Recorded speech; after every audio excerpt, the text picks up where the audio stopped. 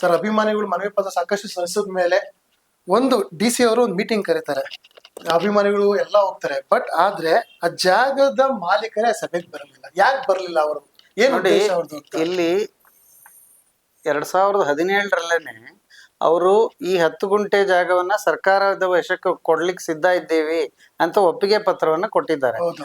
ಆದರೆ ಕೋರ್ಟ್ಗೆ ಬಂದು ಅವರು ಸುಳ್ಳು ಹೇಳ್ತಾರೆ, ಇಲ್ಲ ನಾವು ಆ ರೀತಿ ಏನು ಕೊಟ್ಟೇ ಇಲ್ಲ, ನಮಗೆ ಬಲವಂತ ಮಾಡಿ ಆ ರೀತಿ ಬರ್ಸ್ಕೊಂಡ್ರು ಹಾಗೆ ಅಂತ. ಇದನ್ನ ಪರಿಗಣಿಸಿ ಕೋರ್ಟ್ ಏನ್ ಹೇಳುತ್ತೆ, ಇಲ್ಲ ನೀವು ಇನ್ನೊಮ್ಮೆ ಮನವಿ ಪತ್ರ ಕೊಡಿ, ಇನ್ನೊಮ್ಮೆ ಸರ್ಕಾರದವರು ಕರೆದು ಮಾತಾಡ್ಲಿ ಹಾಗೆ ಅಂತ. ಆ ರೀತಿ ನಾವು ಮನವಿ ಪತ್ರ ಕೊಟ್ಟಾಗ DC ಅವರು ಮೀಟಿಂಗ್ ಅನ್ನ ಕರೀತಾರೆ. ಆ DC ಅವ್ರು ಕರೆದ ಮೀಟಿಂಗಿಗೆ ಬಂದ್ರೆ ಇನ್ನೆಲ್ಲಿ ನಾವು ಅದನ್ನ ಒಪ್ಕೊಳ್ಬೇಕಾಗುತ್ತೋ ಅನ್ನೋ ಒಂದು ಹೆದರಿಕೆಯಿಂದ ಅವರು ಆ ಮೀಟಿಂಗಿಗೆ ಗೈರಾಜರಾಗ್ತಾರೆ, ಆ ಮೀಟಿಂಗಿಗೆ ಬರೋದಿಲ್ಲ. ಅದರ ನಂತರ ಇನ್ನು ನಮಗೆ ಏನು ಸಮಯಾವಕಾಶ ಉಳಿದಿಲ್ಲ, ನಾವು ನಮ್ಮ ಹಕ್ಕಿಗಾಗಿ ಹೋರಾಟ ಮಾಡಲೇಬೇಕಾಯ್ತು. ಹಾಗಾಗಿ ಅನಿವಾರ್ಯವಾಗಿ ನಾವು ಹೈಕೋರ್ಟ್ ಮೊರೆಯನ್ನ ಹೊಕ್ಕಿದ್ದೇವೆ. ಓಕೆ ಸರ್, ಈಗ ನಾನು ಇನ್ನೊಂದು ಪರ್ಸನಲ್ ಒಂದು ಕ್ವಶನ್ ಕೇಳ್ಬೇಕಂತ ನಿಮಗೆ.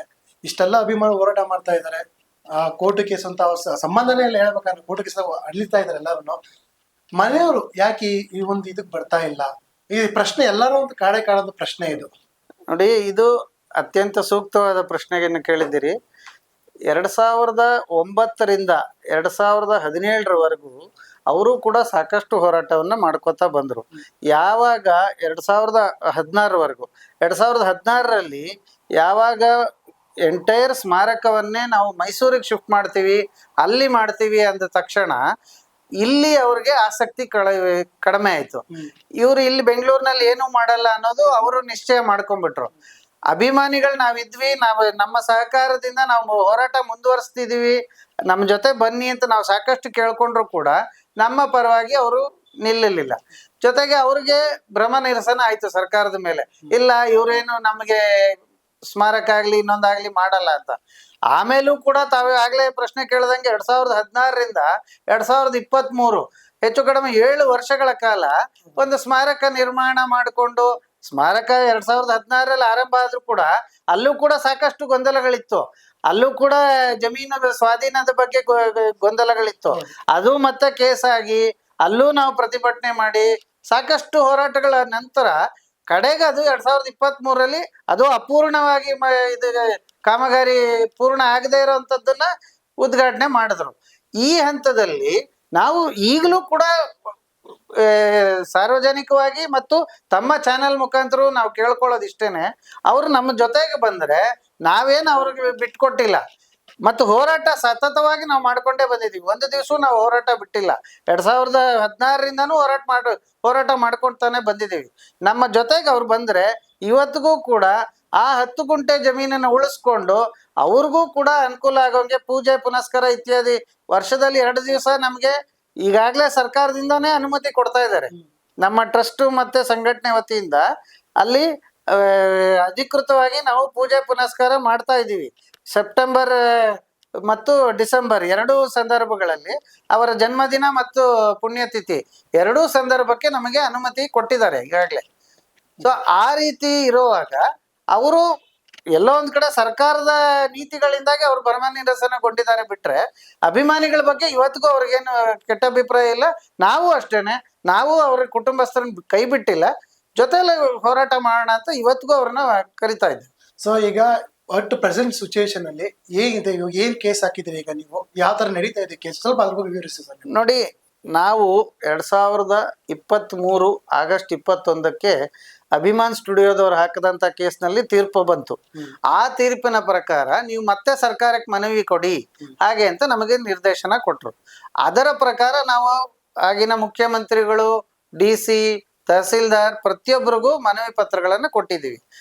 ಯಾವಾಗ ಮನವಿ ಪತ್ರಗಳ ಆಧಾರದ ಮೇಲೆ ಯಾವುದೇ ಕ್ರಮ ಕೈಗೊಳ್ಳಿಲ್ವೋ ಆಗ ಅನಿವಾರ್ಯವಾಗಿ ನಾವು ಹೈಕೋರ್ಟ್ ಮೊರೆ ಹೋಗ್ಬೇಕಾಯ್ತು.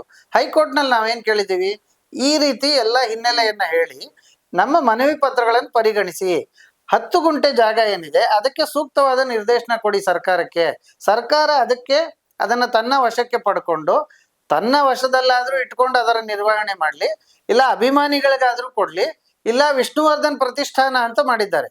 ಡಾಕ್ಟರ್ ವಿಷ್ಣುವರ್ಧನ್ ಪ್ರತಿಷ್ಠಾನ ಅಂತ ಸನ್ಮಾನ್ಯ ಮುಖ್ಯಮಂತ್ರಿಗಳು ಅದರ ಅಧ್ಯಕ್ಷರಿದ್ದಾರೆ. ಸೊ ಆ ಪ್ರತಿಷ್ಠಾನಕ್ಕಾದ್ರೂ ಅದರ ಒಂದು ನಿರ್ವಹಣೆಯ ಜವಾಬ್ದಾರಿಯನ್ನು ವಹಿಸಿ ಅಂತ ನಾವು ಬೇಡಿಕೆಯನ್ನು ಇಟ್ಟಿದ್ದೇವೆ. ಸೊ ಈಗ ಕೋರ್ಟ್ ಮೂಲಕ ಸರ್ಕಾರಕ್ಕೆ ಏನಾದ್ರು ಕೇಸ್ ಹಾಕ್ಬೇಕು ಅಂತ ಡಿಸೈಡ್ ಮಾಡ್ಕೊಂಡಿದ್ರ, ಇವ್ರು ಇನ್ನೂ ಏನಾದ್ರು ಎಚ್ಚೆತ್ಕೊಂಡಿಲ್ಲ ಅಂದ್ರೆ ಸರ್ಕಾರದವರು? ಅಲ್ಲ, ಈಗಾಗಲೇ ನಾವು ಕೋರ್ಟ್ ಮುಖಾಂತರವೇ ನಾವು ಆಲ್ರೆಡಿ ಕೇಸ್ ಹಾಕಿದ್ದೀವಿ. ಕೋರ್ಟ್ಗೆ ಸೂಕ್ತ ನಿರ್ದೇಶನ ಕೊಡಿ ಈ ನಿಟ್ಟಿನಲ್ಲಿ ಅಂತ ಕೇಳಿದ್ದೀವಿ. ಕೋರ್ಟ್ ಅದ್ರ ಬಗ್ಗೆ ಈಗ ಇದಿದೆ, ಬೇಸಿಗೆ ರಜಾ ಇದೆ. ಬೇಸಿಗೆ ರಜದ ನಂತರ ಕೋರ್ಟ್ ಅದರ ಬಗ್ಗೆ ಸೂಕ್ತ ತೀರ್ಮಾನವನ್ನು ಕೈಗೊಳ್ಳಲಿದೆ. ಸರ್, 2017 ಇಂದ 2024 ತುಂಬಾ ದೊಡ್ಡ ಒಂದು ಗ್ಯಾಪ್ ಅಂತಾನೆ ಹೇಳ್ಬೋದು. ಸಾಕಷ್ಟು ಹೋರಾಟಗಳಿರ್ಬೋದು, ಸಾಕಷ್ಟು ಮನವಿ ಪತ್ರಗಳಿರ್ಬೋದು, ಸಾಕಷ್ಟು ಸಿಎಂಗಳು ಚೇಂಜ್ ಆಗಿದ್ದಾರೆ.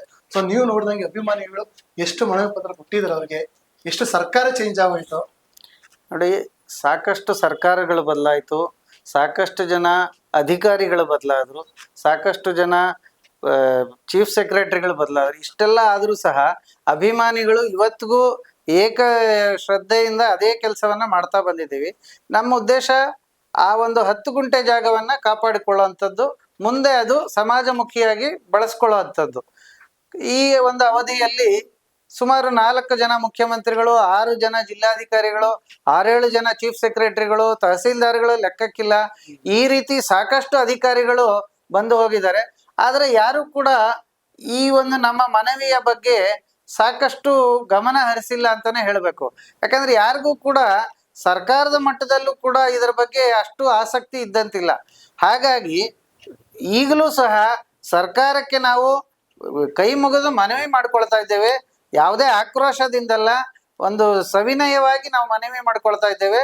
ಆ 10 ಗುಂಟೆ ಜಾಗವನ್ನ ಸೂಕ್ತ ನಿರ್ದೇಶನ ಮಾಡಿ ತಮ್ಮ ಸರ್ಕಾರದ ವಶಕ್ಕೆ ತಗೊಂಡು, ಹಾಗೆ ಅದೇ ರೀತಿ ವಿಷ್ಣುವರ್ಧನ್ ಪ್ರತಿಷ್ಠಾನ ಅಂತ ಮಾಡಿದ್ದಾರೆ, ಆ ವಿಷ್ಣುವರ್ಧನ್ ಪ್ರತಿಷ್ಠಾನಕ್ಕೆ ಅದರ ವಶಕ್ಕೆ ಒಪ್ಪಿಸಿ ಆ 10 ಗುಂಟೆ ಜಮೀನನ್ನ ಸಂರಕ್ಷಿಸಿ ಕೊಡಬೇಕು ಅಂತ ನಾವು ಸರ್ಕಾರಕ್ಕೆ ಮನವಿಯನ್ನ ಮಾಡಿದ್ದೇವೆ.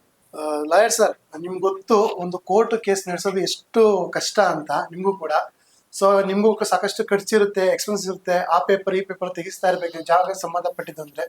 ಈ ಖರ್ಚು ವೆಚ್ಚಗಳನ್ನೆಲ್ಲ ಯಾರು ನೋಡ್ಕೊಂತ ಇದ್ದಾರೆ, ಇಲ್ಲ ನೀವು ಅಭಿಮಾನಿಯಾಗಿ ನೀವೇನಾದ್ರು ಸುತ್ತ ನಡೆಸ್ತಾ ಇದ್ದೀರಾ ಕೇಸ್ನ?